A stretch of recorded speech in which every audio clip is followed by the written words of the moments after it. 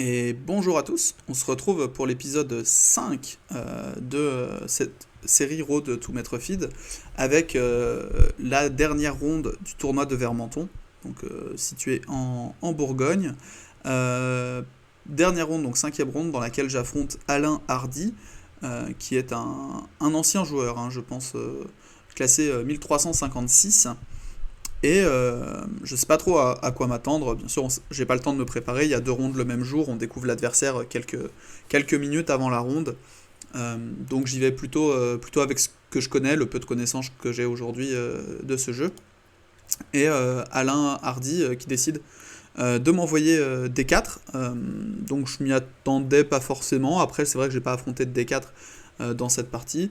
Euh, je lui réponds par D5, il me joue C4, et ici j'hésite un petit peu. Alors, j'hésite un petit peu entre C6, qui est le coup que je joue le plus, et E6. Alors pourquoi? Parce que le problème quand on joue C6, c'est ce que j'ai joué, c'est qu'on s'expose un petit peu à pion prend D5, pion prend D5, la slave d'échange, qui est une ouverture très symétrique où c'est très très dur de lutter pour un avantage. Mais cela dit, c'est une ouverture que j'ai bien travaillée, dans laquelle je me sens à l'aise, et j'ai d'excellents résultats avec les noirs. Mes trois dernières parties avec les noirs sont des victoires dans cette position. Donc ça me donne confiance, surtout que c'était des victoires contre des joueurs bien mieux classés que mon adversaire du jour. Donc je me décide à jouer C6 en me disant de toute façon c'est ce que j'ai travaillé. Mon adversaire qui joue cavalier C3, je joue cavalier F6 et il joue cavalier F3. Alors ici, cavalier F3 c'était pas le seul coup, il y avait également le coup E3 qui pouvait exister. Euh, et ici, après cavalier C3, il y a trois coups principaux, 4 si on compte G6. Le coup le plus principal ici, je pense que c'est E6, c'est la semi-slave. Euh, Ensuite, l'autre coup, c'est A6, je ne sais même plus le nom de cette slave, mais c'est un autre nom. Et le dernier coup, c'est pion prend C4. Ils sont tous jouables, tous ces coups-là sont tout à fait jouables. Et et c'est vrai que j'ai hésité un petit peu. E6 est intéressant, ça permet d'avoir des positions très compliquées où on va jouer avec B6, fou B7, C5 plus tard. Prise C4, ça permet de déséquilibrer tout de suite la position. Et A6, c'est juste un coup utile dans la plupart des Slaves. Euh, et je me suis dit, bah, pourquoi pas déséquilibrer tout de suite en fait. Ça me permet de limiter aussi ses options. Donc je décide de jouer pion prend C4. Il joue ici le coup A4, qui est le coup principal. Je continue par fou F5, qui est le coup principal. Il joue E3, je joue E6, tout ça c'est très connu. Fou prend C4, fou B4, c'est extrêmement connu. Roc, roc, il n'y a rien à dire. Et ici il m'a joué le coup fou D2. Alors je savais que le coup Dame E2 avec l'idée de jouer E4 était le coup principal dans cette position. Après, il y a plein de coups pour les noirs. On peut jouer avec KBD7, avec Fou G6 direct, avec Dame E7 direct, avec A5. Il y a plein d'options pour les noirs contre Dame E2. Euh, il a décidé de jouer Fou D2, qui est une sous-variante, contre laquelle je sais qu'on peut jouer C5 directement et que ça égalise tout de suite. Mais le défaut quand on joue C5 tout de suite, c'est qu'on transpose dans une structure symétrique. Et c'est plus ou moins ce que je voulais éviter d'obtenir. C'est-à-dire que ici, l'enjeu de la position, c'est on voit que lui, il a le centre, il a deux pions au centre contre moi, un seul, sur les deux colonnes centrales. Et donc, il va falloir que je réagisse au centre d'une manière ou d'une autre, que ce soit par C5 ou par E5, pour essayer d'échanger un pion central et réduire un petit peu cet avantage central qu'il peut avoir. Alors, quand on joue avec C5, si par exemple il prend et que je reprends, alors ce serait un mauvais coup de prendre, mais c'est juste pour illustrer la structure, on voit qu'on a une structure qui est complètement symétrique. On a exactement les mêmes pions tous les deux, et du coup, ça va être très difficile pour moi de créer une forme d'avantage ou de prétendre à la moindre forme d'avantage dans une position aussi symétrique. Alors, quand je vais jouer avec E5, je vais mettre un coup lambda, par exemple tour E1, pion prend D4, cavalier prend D4. Ici, on se retrouve dans une position qui est légèrement asymétrique. C'est-à-dire que moi, j'ai 3 pions à l'aile dame, lui, il en a que 2, et il a 4 pions à l'aile roi, et j'en ai que 3. Et du coup, ça permet de créer un petit peu de jeu, et c'est plus simple d'aller chercher une victoire contre un joueur moins bien classé, en exécutant un plan à base de E5 plutôt qu'un plan à base de C5. Alors ici, je savais que C5 était jouable, mais malheureusement, c'est trop égalisant. Et j'ai préféré jouer le coup cavalier BD7, qui est juste un coup de développement normal. Mon adversaire qui continue par cavalier H5, c'est cavalier H4, c'est une des lignes qui existe. Je joue fou G4. Ici, le coup principal, c'est F3. Mais il a préféré me jouer fou E2. Et là, je ne connaissais plus ici. Donc à partir de fou E2. Bon, de toute façon, je sais que c'est F3 le coup principal. Mon fou de case blanche, c'est plutôt un mauvais fou. Son fou de case blanche, c'est plutôt son bon fou. Échanger les fous est le coup qui semble le plus normal. J'ai pas vraiment d'autre choix dans la position. Et ici, en fait, je me suis rendu compte que je pouvais jouer E5 direct. C'est-à-dire que je l'ai dit juste avant. Mon objectif, c'est de jouer E5. Donc je peux jouer E5 direct. Et ben, je le fais. Comme ça, j'évite de calculer trop. Mon adversaire qui répond par Dame C4, c'est un coup que j'avais vu. Il attaque simplement mon fou. Et il défend un petit peu plus son pion D4 et il évitera d'avoir un pion isolé. Ici, il y a 3 coups. Je trouvais qu'il y avait Dame B6 qui était un petit peu bizarre parce que le fou reste pas vraiment défendu. Il y avait fou D6 qui permettait de tenir un petit peu cette diagonale. Et il y a le coup que j'ai joué qui est le coup A5 qui est très typique dans ces slaves où en fait l'adversaire ayant joué A4 et C4 en début de partie, on gagne le contrôle de la case B4 et on a envie de la stabiliser pour y mettre soit un fou, soit un cavalier plus tard, soit n'importe quelle autre pièce sur la case B4, mais souvent plutôt un fou ou un cavalier. Et c'est toujours intéressant d'avoir cette case. Mon adversaire qui joue D prend E5, je joue cavalier prend, et mon adversaire qui joue Dame E2. Et ici, je suis conscient que j'ai une très très bonne position. Et la question que je me pose, c'est est-ce que je dois jouer Dame D3 pour essayer d'échanger les dames, ou est-ce que je dois jouer quelque chose d'autre, Dame D6 pour essayer de finir le développement, tour D8 plutôt que tour C8. Est-ce que je dois essayer de lancer une attaque par cavalier FG4, voilà, je ne savais pas exactement comment je devais continuer. Et je me suis dit, cavalier FG4, ça force plus ou moins cavalier F5, et quand je vais jouer Dame D3, comme je vais attaquer le cavalier F5 et la dame en E2, il sera plus ou moins obligé d'échanger les dames à terme, et s'il joue cavalier D4, il s'enferme un petit peu tout seul. Donc je suis parti pour cette ligne, j'ai joué cavalier FG4, il a joué cavalier F5 et dame D3. Pour moi ici, la finale est à mon avantage, puisque j'ai ce 3 contre 2 à l'aile dame, j'ai un fou qui est un petit peu meilleur que le sien, et finalement s'il échange les dames, j'attaque tout de suite le pion B2, et j'ai mon deuxième cavalier qui vient se recycler en E5, et potentiellement, si je vais montrer une ligne comme ça, hop, mon cavalier qui peut arriver en C4, venir toucher le pion B2, la colonne ouverte, il y a des chances que je sois premier dessus. Donc pour moi, c'était une ligne qui était plutôt intéressante pour moi, et on va voir que ça va beaucoup ressembler à la partie. Dans la partie, donc il a joué cavalier F5 sur mon coup cavalier FG4, j'ai répondu par dame D3, et il a joué cavalier D4, donc son cavalier qui était attaqué, il le replace immédiatement au centre. Alors ici, je peux jouer dame prend E2, ça forcerait cavalier D prend. J'ai préféré jouer tour A D8, simplement je mets ma tour sur une colonne ouverte. Je vois que l'ordinateur aimait beaucoup échanger tout de suite les dames, sans aller plus loin, ce que je comprends aussi. Mais pour moi, l'échange des dames est inévitable ici pour les blancs, donc je profite de cette tension pour pouvoir reprendre du cavalier quand je le souhaite. Mon adversaire qui joue tour FD1, et ici je me dis simplement la colonne D c'est la seule colonne ouverte de l'échiquier, j'ai très envie de doubler sur cette colonne. Alors j'hésite entre tour D6 et tour D7. Tour D6, l'avantage c'est que ça permet de coulisser vers l'aile roi, si éventuellement je veux lancer une attaque. Tour D7, ça a l'avantage de ne pas marcher dans cavalier F5 et de tenir le pion B7. C'est deux visions différentes. À ce moment-là, et la tour est défendue aussi. Donc tactiquement, elle est défendue aussi par le fou B4, mais quand il bouge, le fou il va probablement s'échanger en D2. Donc j'ai préféré pour ces raisons tour D7, qui est un tout petit peu plus passif que tour D6, mais ça évitait de marcher dans des cavaliers F5 ou ce genre de choses. Je trouvais ça plus simple à jouer. Mon adversaire qui joue dame prend D3, je joue cavalier prend sans trop réfléchir. Et ici j'attaque le pion B2, et c'est un problème que j'attaque le pion B2, donc mon adversaire joue fou C1, et je décide de m'emparer de ce fou. Alors je vois que c'est pas le coup de l'ordi, l'ordinateur préférait prendre en F2, mais on regardera ça à l'analyse. Adversaire qui reprend en C1 évidemment, et je décide de doubler mes tours. Donc à ce moment-là, j'ai mes deux tours sur la seule colonne ouverte de l'échiquier, j'ai un fou en B4 qui est très bien, et ma seule pièce à recycler, c'est mon cavalier en G4.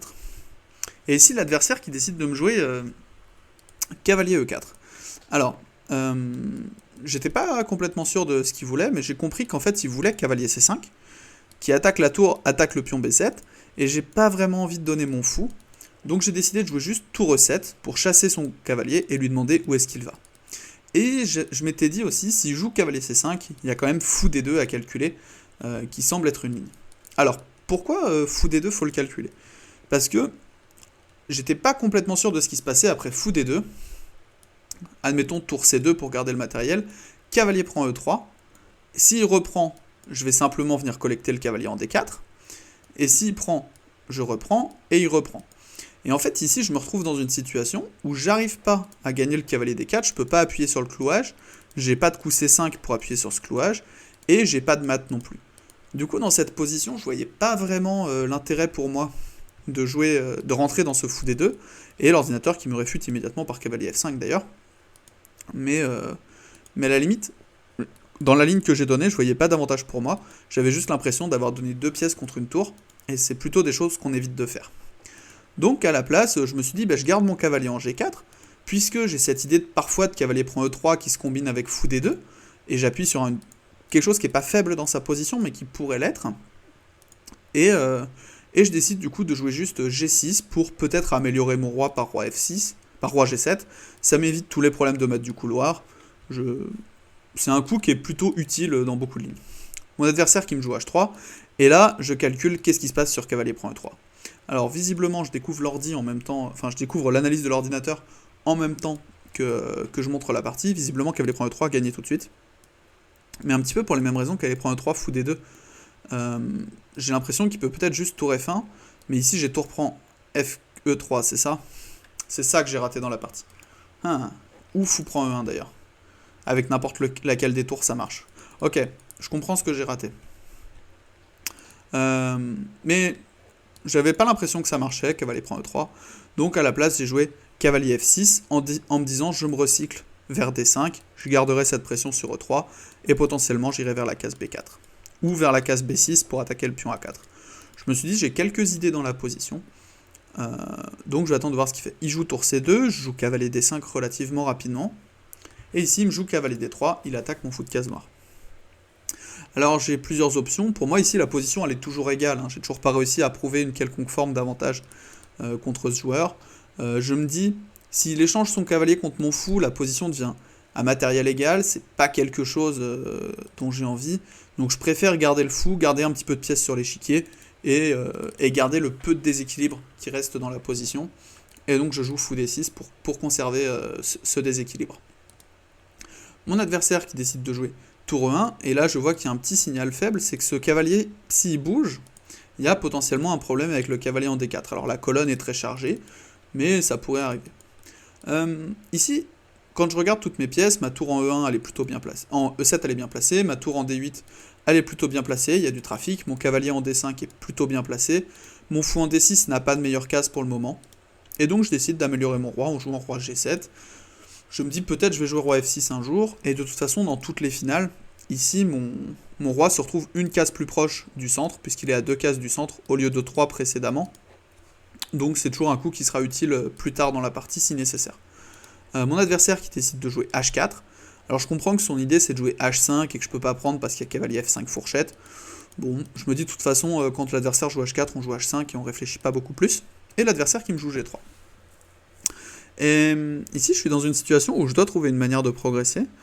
Alors, une idée que j'ai eue c'était de jouer fou B8 pour fou A7 et d'essayer de mettre la pression sur cette diagonale où en fait il y a beaucoup de trafic. Une autre option c'était de jouer cavalier B6 pour attaquer le pion A4. Et c'était à peu près tout ce que j'avais comme idée. Et l'autre idée, c'était d'essayer de faire marcher C5, mais il y a toujours cavalier B5, ça semblait très compliqué à faire fonctionner. En plus, ça enferme mon fou de case noire. J'étais pas très fan. Et ça, c'était en conservant le même matériel.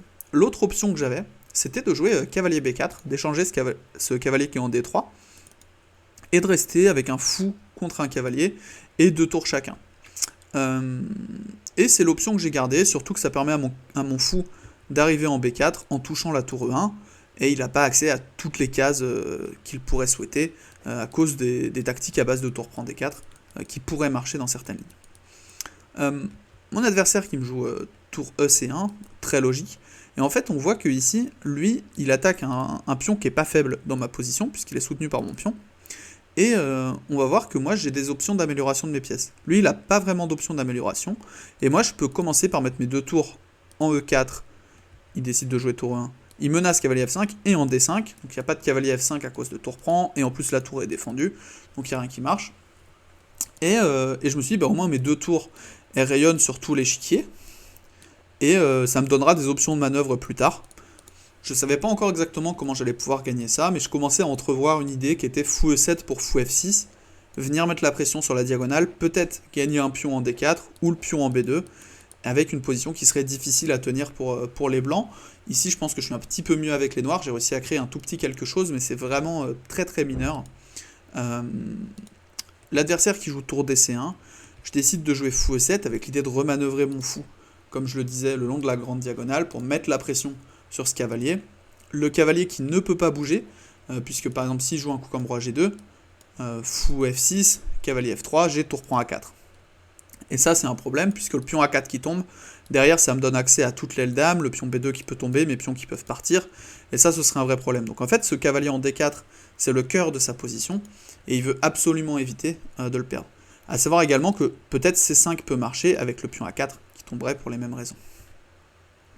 Donc après ce coup fou E7, mon adversaire qui m'a énormément surpris, et ça m'a rassuré, il m'a joué cavalier F3 direct. Alors, j'ai réfléchi un petit peu quand même, parce que l'adversaire n'avait pas fait d'erreur majeure depuis le début de la partie, et là j'avais l'impression, mais il avait juste gaffé dans cette position, qu'il y avait juste une tactique qui marchait en fait.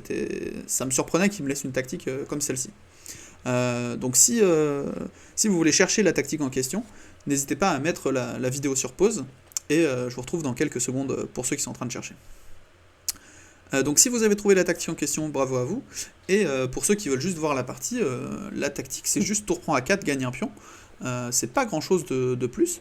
Et effectivement, le pion A4 qui disparaît, ça va être la partie un petit peu après, mais on va voir qu'il a énormément de mal à arrêter mes 3 pions contre 1 à l'aile dame.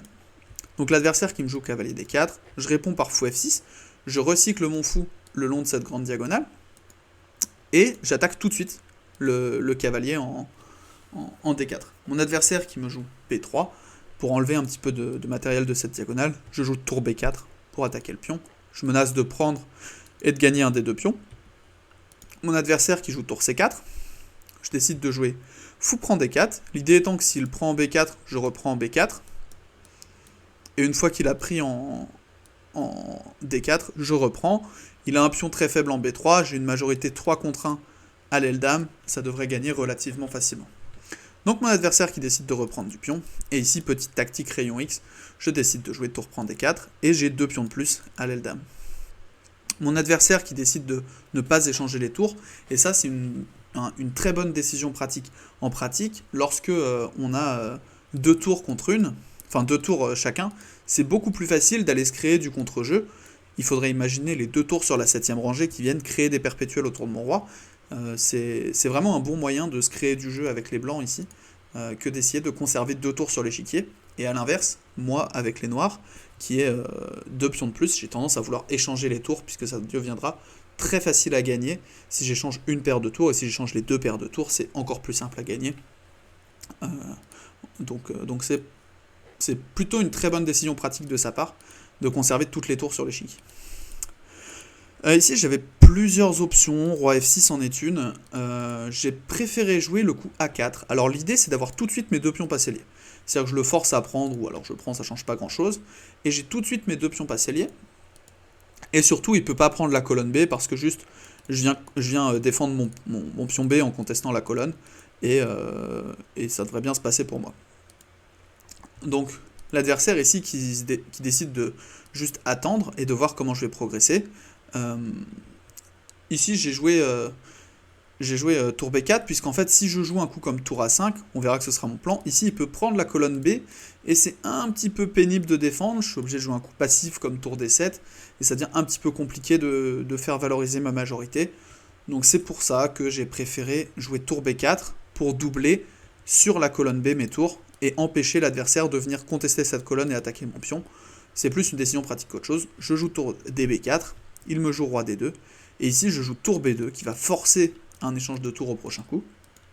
Mon adversaire qui joue roi C3 pour essayer de reprendre le contrôle de la colonne B, et je réponds, et je vois ici qu'après tour prend C2, qu'il joue tour prend ou roi prend, je peux jouer tour C5 et échanger la deuxième paire de tours. Donc ici je peux échanger toutes les tours après tour prend C2 et rester avec 2 pions de plus dans une finale de pions, ce qui est complètement gagnant. Donc je décide de jouer tour prend C2, et dans cette position mon adversaire abandonne la partie. Alors, c'est une partie qui est plus difficile qu'elle en a eu l'air, c'est-à-dire que la fin est relativement simple une fois que le pion A4 est tombé. Euh, mais le pion A4, il est tombé relativement tard. Le pion A4, il est tombé au coup 34. Et en fait, avant, j'ai eu beaucoup de mal à créer du jeu, j'ai réussi à avoir quelques petites idées, mais c'était finalement pas si simple de prendre l'avantage dans cette position. Alors ça, c'est un des défauts de la Slave, c'est que c'est très compliqué d'avoir une quelconque forme d'avantage. Mais bon, j'ai pas le choix, il faut bien jouer quelque chose contre des 4. Euh, alors je pourrais tenter des Grunfeld ou des choses comme ça à l'avenir, contre des joueurs moins bien classés. Mais c'était pas forcément simple. On voit, alors vous avez pas l'analyse que je voulais vous montrer. Hop. Ici en fait on voit que la position elle est restée égale très très longtemps, hein, et que j'ai eu difficilement des petits avantages. Alors on va regarder ce que j'ai pu rater. Je sais que j'ai raté un cavalier prend E3 à un moment. Mais pour moi c'est une position qui était restée assez longtemps égale. Et il y a juste à la fin, au moment où il me laisse le pion à 4, que effectivement j'arrive à prendre l'avantage. Alors je vais mettre pour que ça puisse défiler. Hop. Euh, donc, dans la partie, donc tout ça c'était théorique. J'ai dit je connaissais jusqu'à fou E2, hein, donc je vais avancer jusqu'à cet endroit-là. Fou G4 et ici il me joue fou E2. La ligne que je connaissais, pour moi c'était F3, fou H5, G4, cavalier D5. Pour moi c'était cette ligne-là que j'avais en tête. Et je vois effectivement que c'est égal après cavalier G2, fou G6. L'idée c'est qu'en fait le cavalier en H4 est attaqué par la dame. Et donc l'adversaire n'a pas trop le choix de rentrer là-dedans. Et c'est une ligne qui est très compliquée, très aiguë pour les deux joueurs. Et relativement intéressante. Mais l'adversaire qui a préféré me jouer fou E2, donc j'ai échangé. Et ici je suis déjà un petit peu mieux, ce qui ne me surprend pas. E5 c'est un bon coup, dame C4, A5 ça ne me choque pas que ce soit le meilleur coup. Et cavalier prend E5. Dame E2. Ici l'ordi préfère dame D3 directement. Avec je pense plus ou moins les mêmes idées que dans la partie. Sauf que le cavalier en H4, ici je lui ai juste donné des temps en jouant cavalier G4. Et je pense que c'est effectivement pas très bon de forcer l'adversaire à jouer un coup qu'il a envie de jouer. Ici, si je donne un coup au blanc, ça va être tour D1, tour C1, et ensuite c'est cavalier F5. Donc, un petit peu dommage de le forcer à jouer cavalier F5, surtout que mon cavalier en F6 était plutôt bien placé. L'adversaire qui joue cavalier F5, dame D3, c'est normal. Dame D4. Ici, l'ordinateur préférait échanger les dames tout de suite. Tour AD8 conserve quasiment autant d'avantages. L'ordinateur met en précision, mais c'est quasiment le même avantage. Et ici, l'ordi qui revient déjà en F6, ce qui donne à quel point cavalier G4 n'était pas incroyable, mais dans la position, on est quasiment à -1, donc c'est quasiment... c'est une position où j'ai un bon avantage. Je joue tour D7, je passe à peine à -0,6, d'après l'analyse Chesscom en haut à droite, ce qui est très correct. Je sais plus comment je l'affiche, c'est là vous l'avez pas non plus, c'est pas grave. L'adversaire qui joue dame prend D3, cavalier prend D3, et ici la position qui est gagnante, fou C1, ici l'ordinateur joue fou prend C3, et cavalier prend F2. Alors je vais regarder la ligne parce que j'ai pas du tout envisagé cette histoire-là. Il dit cavalier D prend F2, tour prend F2, cavalier prend F2, roi prend F2, fou prend C3, pion prend C3, C5, et il reste avec une qualité de plus. J'avais pas vu. C'est vrai que c'est intéressant. C'est juste une qualité, c'est même... ouais, ça va juste être une qualité quand je vais prendre, il va reprendre. J'aurai forcément une colonne ouverte, que ce soit la colonne D, la colonne E ou la colonne C. Donc j'aurai un grand avantage ici, effectivement une position plutôt simple à convertir, beaucoup plus simple que ce que j'ai eu dans la partie. À la place, je me suis jeté sur le fou, et ça c'était mon défaut dans ce tournoi, j'ai joué beaucoup trop vite. Il a repris et j'ai doublé mes tours. Cavalier ici, tour E7 c'est bien, jusqu'ici j'ai toujours tout petit avantage noir, on voit que je suis aux alentours de -0,3, -0,4, mais rien de majeur. G6 ça garde un petit avantage noir, rien de très compliqué. Et ici j'ai raté cavalier prend E3, on l'a vu pendant le débrief de la position. J'ai joué cavalier F6 qui est du coup un raté tactique avec une position qui devient complètement égale après tour C2 par exemple ou cavalier D3. Ici donc j'ai décidé de conserver la paire de fous, enfin le fou plutôt que la paire de fous, pour essayer de créer du jeu, mais c'était pas évident de créer du jeu dans cette position. J'avance relativement rapidement, je vais juste voir si j'ai raté autre chose de tactique. Mais je pense qu'ici on est dans la grande zone où il se passe pas grand chose, où j'ai du mal à progresser dans la position. Tour 4, tour D5. Et ici effectivement il avait qu'un seul coup qui tenait visiblement, c'était le coup B3. Avec l'idée de vider cette diagonale pour le moment où j'arrive dessus. Et il ne l'a pas joué. et ça défend le pion A4 également. À la place, il a joué le coup cavalier F3, et après, je pense qu'il n'y a plus grand chose. Je vais regarder, mais après j'ai juste joué pratique, hein. J'ai pas forcément cherché à jouer précis, j'ai juste joué pratique. A4 c'est juste un coup pratique. Là pareil, je peux jouer peut-être tour A5 direct ou autrement, mais là c'est juste un coup pratique pour aller doubler les tours. Là je vois que l'ordinateur considère qu'échanger les tours c'est pas le meilleur coup, mais en pratique c'est le plus simple à gagner. Et je vois que l'ordinateur échangeait les tours derrière également, ce qui est plutôt une bonne nouvelle.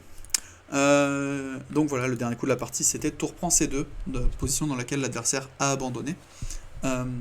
Et donc je termine ce tournoi de Vermenton à 3 points et demi sur 5. Alors avec la nulle contre ronde 1 contre un 1200 et la défaite contre Valentin Nico, malheureusement je perds une vingtaine de points Elo, donc c'est plutôt un mauvais tournoi dans l'ensemble. Mais j'espère faire mieux dans le prochain, et vous aurez bientôt la suite des prochains épisodes puisque j'enchaîne les tournois en ce moment. Donc vous aurez très rapidement le prochain épisode de cette série Road to Maître Feed. En attendant, n'hésitez pas à laisser un petit commentaire sur des idées d'amélioration de la série. Et sur ce, je vous souhaite une bonne fin de journée et vous pouvez reprendre une activité normale.